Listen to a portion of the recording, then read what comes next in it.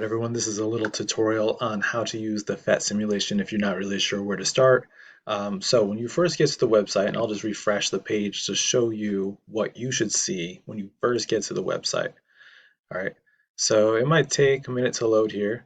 Hopefully it doesn't take too long.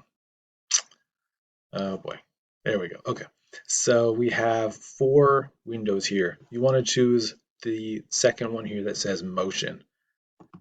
All right, click on that one, and then you should see this screen. All right, when you get to this screen, there's a few things I want you to do so that you can really understand what's going on here. The first thing I would do is I would hit all these little check boxes here.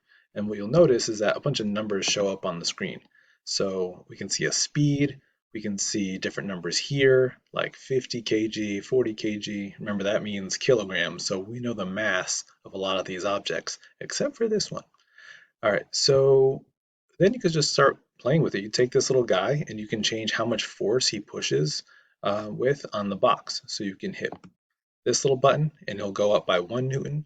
You can hit this button and it'll go up by 50 newtons. And you'll see that as he applies a force, things happen to the different objects. All right, so you can play around with this, play with how much force he is pushing with.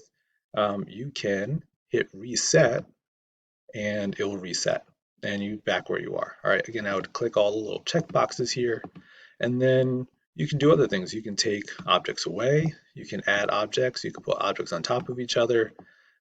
So let's say we wanted to do the refrigerator, and then we can apply a force to the refrigerator.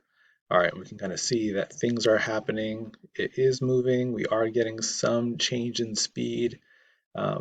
But that's it. So kind of play around with this, and then there are some questions that you want to answer as you play around with this. And that's it. Good luck.